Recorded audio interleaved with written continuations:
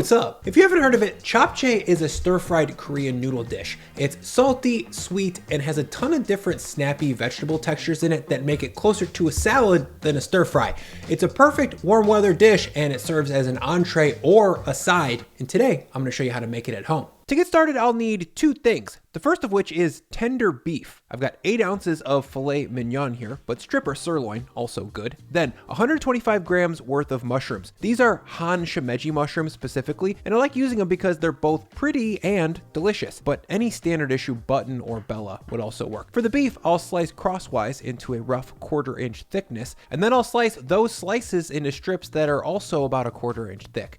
I want pieces that are gonna blend in with the noodle, so longer and thinner is better. I'll scoop this beef into a medium bowl, and then I'll grab my cluster of mushrooms and just cut off the stem end. This is another reason why I really love this variety. They're super easy to prep.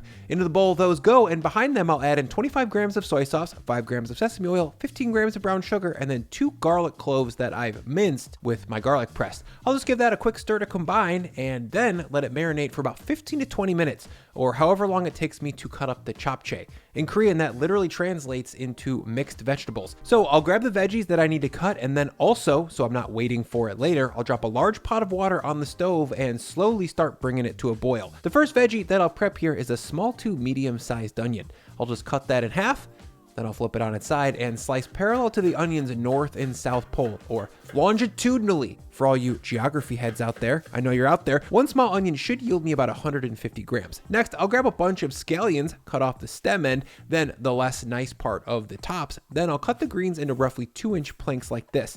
And once I get down to the whites, I'll cut those into smaller pieces that will cook as quickly as the sliced onions and the green tops will. In total, I'll need 75 to 100 grams of chopped scallion. Next, I'll take 1 large red bell pepper, cut it into planks, and then remove as much of the watery, bitter, pithy stuff as possible. Then I'll very carefully slice that into a clean julienne. Part of the beauty of this dish is the contrast of colors, shapes, and textures, and so I really like to put a little extra work into cutting the veggies just right. I'll need about 100 to 125 grams of bell pepper. Next up is carrots. Once it's peeled, I'll lose the stem and cut it in half. Then I'll cut those halves into planks, and from there I'll carefully cut those down into a uniform matchstick shape. Just like for the bell pepper, I need about 100 to 125 grams. Lastly, I'll take 6 to 7 large shiitake mushrooms, cut off the stem, and then slice them thinly. If you don't want to buy 2 different types of mushrooms for a single dish, I get it. You can sub in whatever mushrooms you like for either step. In total, I'm looking for about 125 grams. Next, I'll quickly whip up the salty, sweet japchae sauce. That'll be 75 grams of soy sauce, 45 grams of brown sugar, 15 grams of sesame oil, 30 grams of oyster sauce, and then 10 grams of rice vinegar. This vinegar isn't traditional, but I find that a little hit of acidity really sharpens up the whole dish.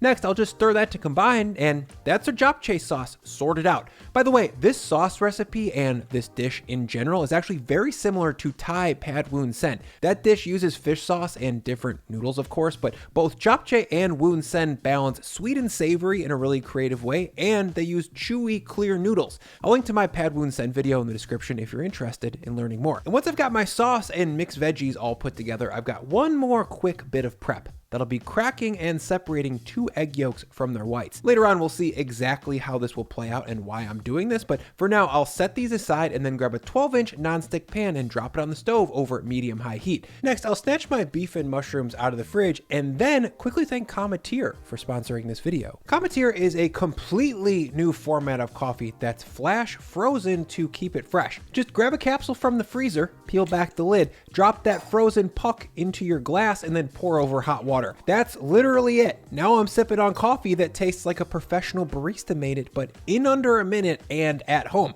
Lauren likes iced lattes, so she takes the same capsules and uses them like a shot of espresso. Just melt it first by giving the whole capsule a quick bath under warm water, and then pour it onto the milk of your choice over ice. With Cometeer, you can choose whatever coffee roasts that you like, and your monthly shipments get delivered right to your door. Cometeer tastes as good as the cups of coffee that I get from fancy coffee shops, and they did not explicitly ask me to say that. That is my opinion. So if you haven't tried it, now is a great time. Cometeer is offering their best deal yet. Click the link in my description below and use my code BrianL to get $20 off each of your first 2 orders. That's $40 in total. The link is in my description. Thank you, Cometeer. And once my pan is hot, I'll add in a medium squeezer of olive oil. Then in goes my meat and mushroom blend. A quick stir to combine, and I'll let the 2 fry together for 2 to 3 minutes or until the mushrooms have lost their water and the beef is taken on some nice browning.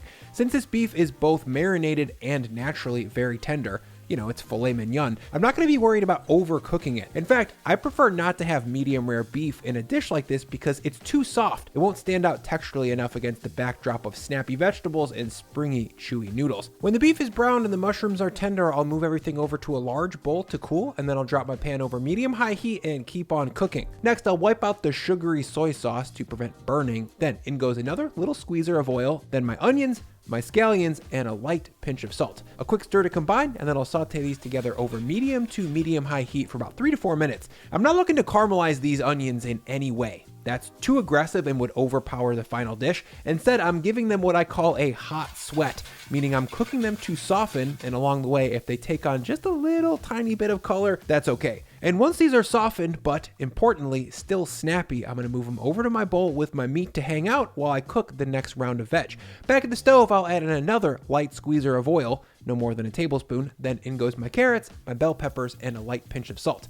I'm really trying not to use too much oil in the stir fry portion of this dish because using too much oil in each step will compound, and the final product will be saturated with fat and greasy. In fact, a trick that I use to transfer heat to veggies more effectively than additional fat is adding a little bit of water to create steam. For these carrots and peppers, I'll add in a couple tablespoons after the first 2 minutes of sauteing, and that steam is going to help keep the veggies from becoming limp and taking on too much color. The final texture that we want is softened but still snappy. The vegetable version of al dente, basically. And after about 3 minutes of sauteing, I'll move these over to the bowl and then drop my pan back over medium-high heat.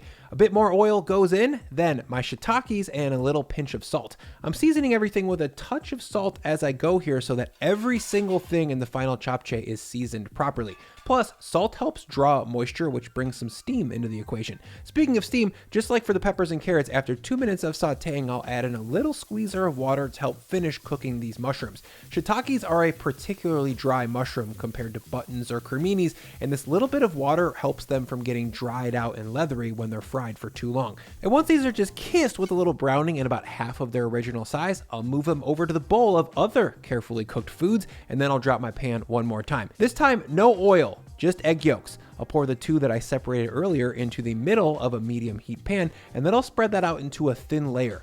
This is called jidan, or at least I think that's how it's pronounced, and it's a traditional way of making eggs into a beautiful yellow garnish. Once the yolk is mostly set on the first side, I'll carefully flip it over and set the back side for 5 to 10 seconds. No more because it will lose its malleable quality and become brittle. Then I'll take it off the heat, cut the jidan in half, and then stack those halves and cut them into strips.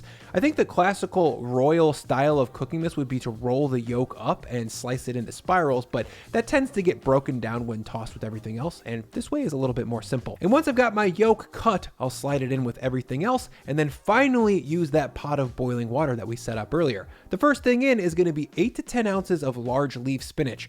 Baby spinach is too tender and gets slimy when it's blanched. Oh, don't forget the salt, guys.